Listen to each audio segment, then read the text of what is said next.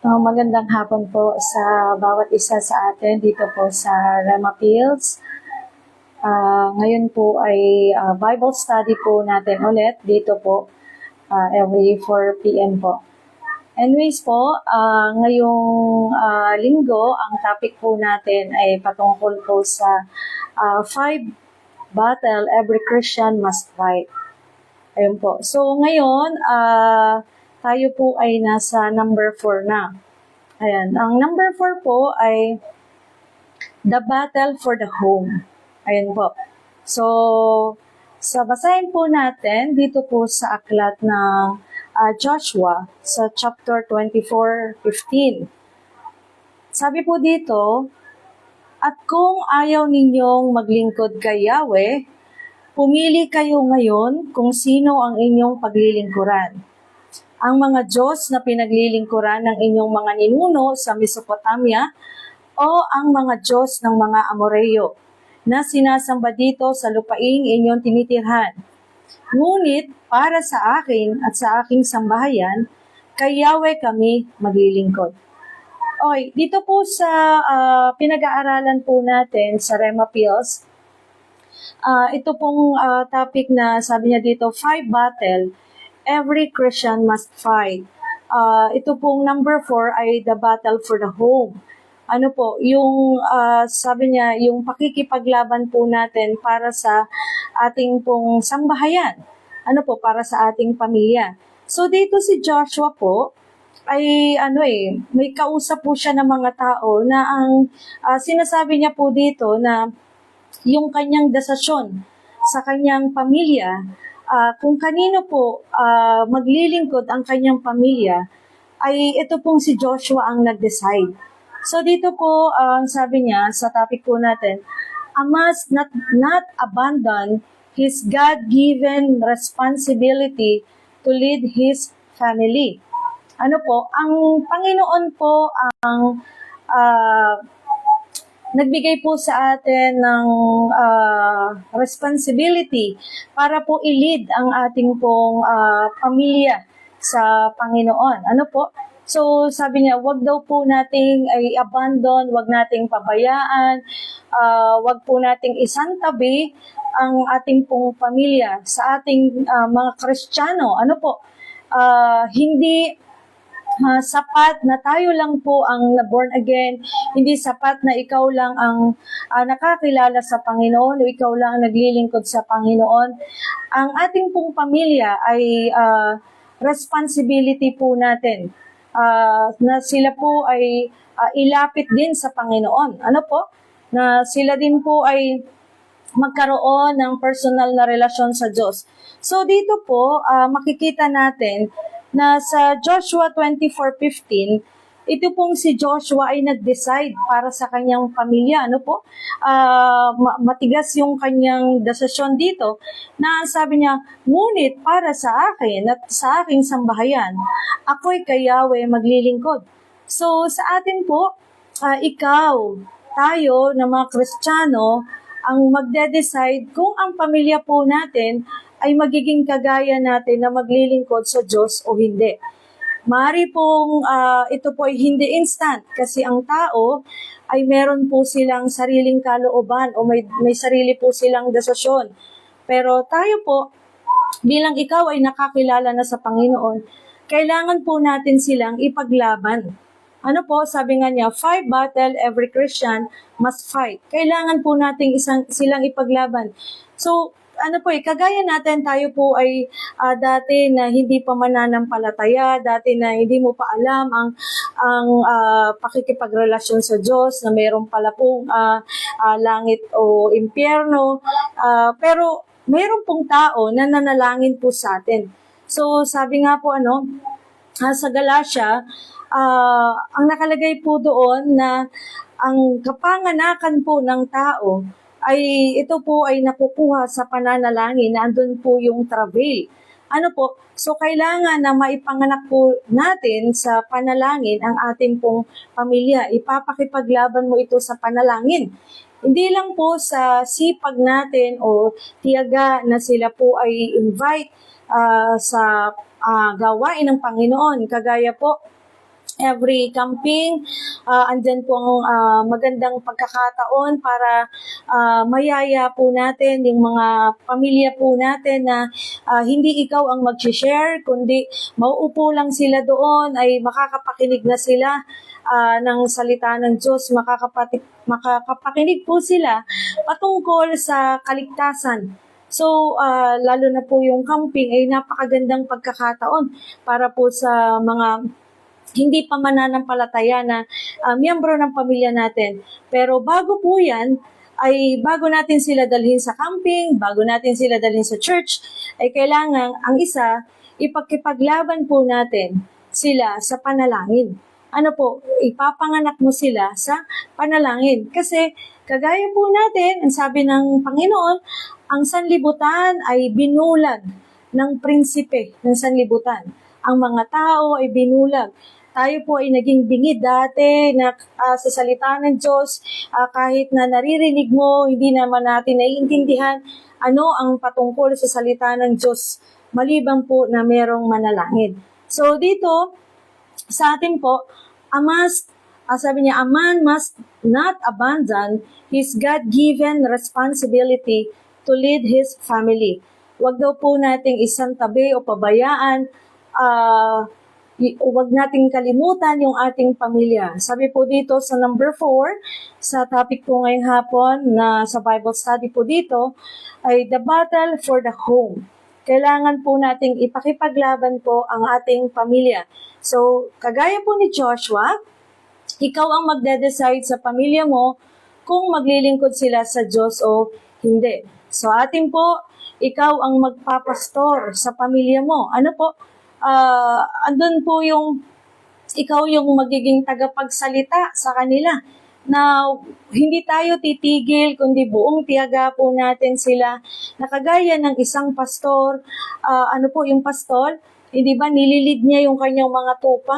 So kung yung pong mga hindi po nating kadugo, mga ibang tao po, hindi natin kakilala, ay andun yung burden natin, yung compassion natin, na sila ay ilapit sa Panginoon, eh how much more po ang ating pamilya, na sila po ay sarili nating dugo. Na kumbaga, yung mga tao na hindi po natin pamilya, hindi mo kasama sa loob ng bahay mo, sabi nga, kumbaga hindi, parang sa magulang po natin, hindi nga sila ang nagpakain sa'yo. Di ba dapat mas mahalin po natin yung pamilya natin na andun yung mas malalim po yung maging burden natin, yung compassion natin sa kanila, na sila hindi mapahamak kagaya po ng mga tao na ipinapakipaglaban natin, na sila ay ipinagpipray po natin na makakilala sila sa Panginoon, maglingkod sila sa Panginoon. So dito po, sa number 4, sabi niya, 5 battle every Christian must fight. Number 4 po ay the battle for the home. Wag po tayong susuko na pastoran ang ating pamilya. Ikaw ang magde-decide, tayo po ang magde-decide kung kailan po sila maboborn again, at tayo din po ang magde-decide kung ang pamilya po natin ay maglilingkod sa Diyos o hindi. So dito po sabi niya, ikaw ang magpapastor sa pamilya mo, ikaw ang maglilid sa kanila, ikaw ang magiging tagapagpaalala. So makinig man po sila o hindi, ang duty po natin, ang responsibility natin ay sabihan po sila. Kagaya ng mga tao dyan sa paligid, na sabi nga po sa aklat po ng Gawa, ikaw ay ginawang witness. Sabi niya po, una sa Jerusalem, ginawa po tayong witness. Ang Jerusalem po natin ay ang pamilya natin. Ginawa kang saksi sa Judea, yung mga karatig mo, yung mga kapitbahay mo, mga kaibigan mo. Pero unang-una po, na in-assignment sa atin ng Panginoon ay ang ating pamilya. Ano po? So dito, ang sabi niya, ikaw ang maglilid sa kanila, magiging tagapagpaalala at buong tiyaga na ilalapit po natin sila sa Diyos. Hindi po ito kaagad-agad, hindi po ito instant, kundi kailangan tiyagain po natin sila sa panalangin, ipakipaglaban po natin, hindi po ito nakukuha sa isang beses lang na prayer, 2, 3, Kailangan po natin silang kagaya po ng baby sa sinapupunan po ng nanay niya. Siya po ay 9 months na kailangang nandoon sa loob ng tiyan ng nanay niya bago siya ilabas sa dito po sa mundo para makayanan niya, matagalan niya yung sanlibutan. Ano po? So, may time po eh. Sabi nga po ng Panginoon, there's a time for everything. So may time para ipanalangin po natin sila. May time para po sila ay patuloy po nating sabihan. Ayun po, wag po tayong titigil. At kung tayo po ay hindi magsasawa, ay makikita po natin ang bunga po ng ating panalangin. Sabi nga po ng Panginoon sa salita ng Diyos, tignan mo ang magsasaka. Sa prayer po, sabi niya, tignan mo yung magsasaka. Matiyaga silang naghihintay na makita yung bunga ng kanilang itinanim. So sa atin po, patuloy po nating na ipakipaglaban ang ating pamilya sa kagaya po ni Joshua na andun po yung kanyang desisyon na siya at ang kanyang sambayan ay sa Panginoon maglilingkod, sa Diyos maglilingkod. Sabi niya, a man must not abandon his God-given responsibility to lead his family. Responsibility po natin ang ating pamilya. So, sabi po dito, ikaw ang magiging taga-pray, tagapag-pray po. Kagaya po natin, yung mga manggagawa, sila po ay nakadeploy malayo sa pamilya. May mga pamilya po tayo na hindi nila nauunawaan yung desisyon mo na maglingkod sa Panginoon. Dumarating ang time na nagkakaroon ng walang communication sa family because hindi po nagkakaunawaan sa pananampalataya. Pero kahit pa tayo ay mawala ng communication sa ating family, hindi po ibig sabihin na naputol na ang connection natin sa kanila para sila po ipakipaglaban sa kaaway o sa dyablo. Patuloy po tayo na mananalangin, magpapadala po sa kanila ng panalangin na mangyari ang kalooban ng Diyos sa buhay nila. At kagaya po ng nakalagay dito po sa Acts 16:31, yung nangyari po dun sa bantay ng bilangguan, yung dahilan po sa itong bantay ng bilangguan ay nakakilala sa Panginoon. Nung time po na yon, basahin po natin dito sa Gawa, sa chapter 16:31. Ito po yung time na si Pablo at Silas ay kumakanta or umaawit sa Panginoon habang sila ay nandoon sa kulungan. Sa halip na sila po ay magmukmok o magreklamo sa Diyos na dahilan sa pangangaral ng salita ng Diyos, sila ay nakulong, hinagupit, pinarusahan doon sa kaloob-looban ng kulungan. Ang ginawa ni Pablo at Silas ay sila po ay nag-worship. So dahilan po sa worship nila, ay may nangyari pong himala. Nakalagpo yung kanilang tanikala, nabuksan yung mga kulungan at yung bantay ng bilangguan, nung nakita po niya ito, ay natakot. Akala po niya ay tumakas na yung kanyang mga binabantayan. Pero ang nangyari po, itong bantay ng kulungan ay nakakilala po sa Panginoon. At ito po, sa Acts 16:31, ang sabi niya po dito, sa verse 30 muna, sila inilabas niya at sinabi, mga Ginoo, ano po ang dapat kong gawin upang ako'y maligtas? Sumagot naman sila, sumampalataya ka sa Panginoong Hesus at maliligtas ka, ikaw at ang iyong sambahayan. At ang salita ng Panginoon ay pinahayag nila sa kanya at sa lahat ng nasa kanyang bahay. Nang oras ding iyon, hinugasan ng bantay ang kanilang mga sugat at sila'y nagpabautismo, pati ang buo niyang sambahayan.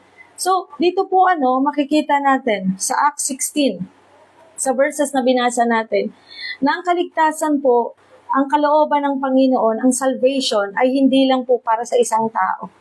Ang salvation po ay para sa buong pamilya, para sa buong sambahayan, hindi lang po para sa isang tao. Kung mapapansin po natin, ang mga disciples, sila po ay magkakapatid. Kung napansin po natin. At dito po, sa aklat po ng 1, sa John chapter 1, sa verse 41, isulat na lang po natin. Sa John chapter 1, sa verse 41 po, nung time po na nakilala ni Andres, narinig niya, na-meet niya, na-encounter niya ang Panginoong Hesus. Ito pong si Andres, isa sa mga disipulo po ng Panginoong Hesus, ay kaagad-agad po siya na hinanap niya doon ang kanyang kapatid na si Simon Pedro. Nakalagay po yan sa book of John chapter 1 sa verse 41. Basahin niyo po.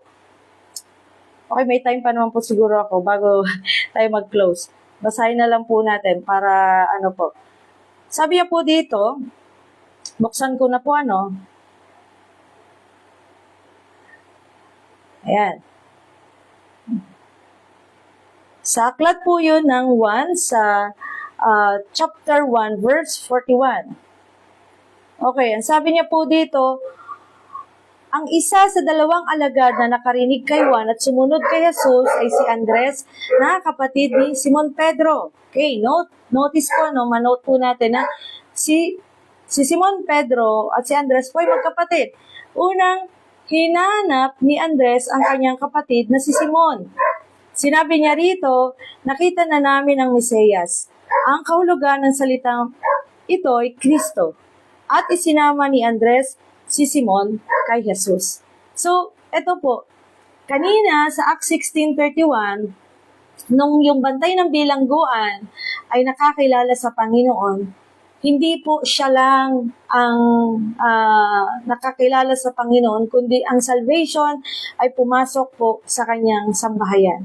Ang kanyang buong pamilya ay nakarinig din ng Word of God. Kaya nga po maganda sa church po natin, kung may malapit po tayong church doon sa pamilya natin, maganda po na magkaroon ng Bible study sa bahay po natin. Pwede po nating ipakilala yung mga yung taga-church sa ating pong pamilya para sila po ay kung hindi man ikaw yung makapag-share sa kanila, may ibang ipapadala po ang Panginoon para mag-share sa kanila.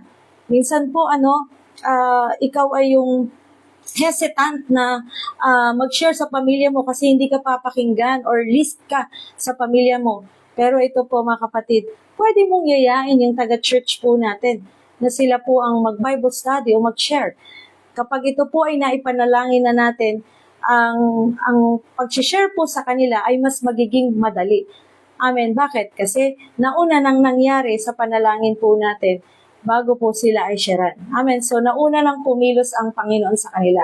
So, dito makikita po natin na ang salvation ay hindi lang po para sa atin, kundi para sa ating pamilya. Nakagaya po ni Andres, hindi niya po kinalimutan, hindi niya inabandon si Peter, kundi ang una niya pong hinanap para masabihan patungkol po sa nakilala niya na ang Panginoong Hesus ay yung kanyang kapatid.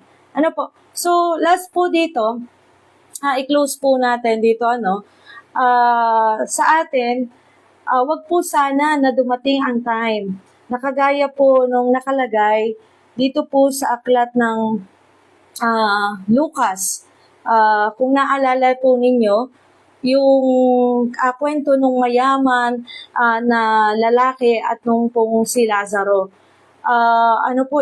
Sila ay pareho na pasintabi po namatay, pero magkaiba po sila ng lugar na pinuntahan.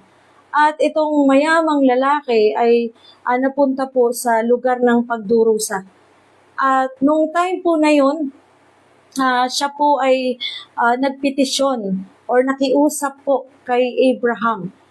Kung po ninyo, inote nyo po sa Lucas sa chapter 16 po yun, sa verse 27 to 31. Ito pong tinutukoy ko. Na ito pong mayamang lalaki ay nakikiusap po kay Abraham na sabi niya, papuntahin po itong si Lazaro o or payagan siya na kumbaga po yung pamilya niya ay ma-warningan pa na may ganung lugar po pala. Meron po palang lugar ng pagdurusa. Huwag po sana tayong dumating sa pagkakataon na ando na yung wala ka ng chance para sharean pa yung pamilya mo. Kasi too late na para sa'yo na sharean sila. Ano po?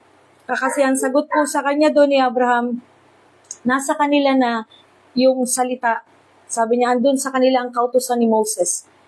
Kumbaga nasa mundo, iniwan. At sabi niya, may mga ipinadala akong propeta doon para sila ay kausapin. So, ang salvation po ay ngayon, habang nandito pa po tayo sa mundong ibabaw, ito po ang time para tayo po ay gawin natin yung responsibility po natin, yung duty po natin sa ating pamilya, na sila din po ay ipakipaglaban natin sa panalangin at tsagain po natin na sharean at ilapit sa Panginoon. Ipakipaglaban mo sila sa kaaway na makikipagtag of war ka, na habang nandito pa po, may chance pa tayo, ilalapit natin sila sa Panginoon. Ano po? Sabi nga po dito, meron pong isang, ang pangalan po niya ay si John Wesley. Close po natin. Sabi niya, untold millions are still untold. You have one business on earth to save souls. Sabi niya po dito, ang trabaho po natin dito sa mundong ibabaw, sabi niya, you have one business on earth to save souls. Ang time po para tayo ay humayo, lalo na po sa ating pamilya, ay ngayon po. Habang andyan pa sila, pwede mo pa silang kausapin, at hanggang andito pa po tayo. Sabi nga po yun daw pong second coming, pinag-uusapan na. Pero yung first coming ng Diyos ay hindi pa alam ng kalahati ng population ng buong mundo. Pero yung second coming ay pinag-uusapan na ngayon, na parating na. Pero yung first coming ng Panginoon ay hindi pa alam ng iba na dumating na ang tagapagligtas. So, amen po. So, manalangin po tayo. Amang Diyos, sa pangalan ni Jesus, taas po namin sa iyo, Panginoon, ang Bible study dito sa Rema Pills. We pray na patuloy na maraming mga tao ang maabot ng salita mo sa pamamagitan ng Rema Pills at ng ministry na ito. Gamitin mo ang bawat isa sa aming Panginoon para sa aming pamilya at maging sa lahat ng mga tao na makikilala namin, makakasalamuhan namin, na sabihin sa kanila ang patungkol sa mabuting balita ng kaligtasan. Salamat, Panginoon, sa ginawa mo sa krus ng Kalbaryo. Kami ay iniligtas mo, hindi lang sa kabilang buhay, maging dito sa lupa, sa anumang mga pagsubok na aming mga daraanan, sakit man, kahirapan, anuman tangka ng kaaway, nandiyan ka, Panginoon, para kami iligtas. Salamat, O Diyos, sa salita mo. Purihin ka at dakilain naman sa pangalan ni Jesus. Amen. So, magandang hapon po sa bawat isa po sa atin. Nawa po tayo ay napagpala. Patuloy po tayo na manood ng mga Rema Pills po dito, ng mga Facebook Live dito po sa Rema Pills tuwing 4 o'clock ng hapon. At may YouTube po rin tayo na pwede po kayo mag-replay. Yung YouTube channel po natin ng Rema Pills. So, magandang hapon po ulit. God bless you po. Bye-bye.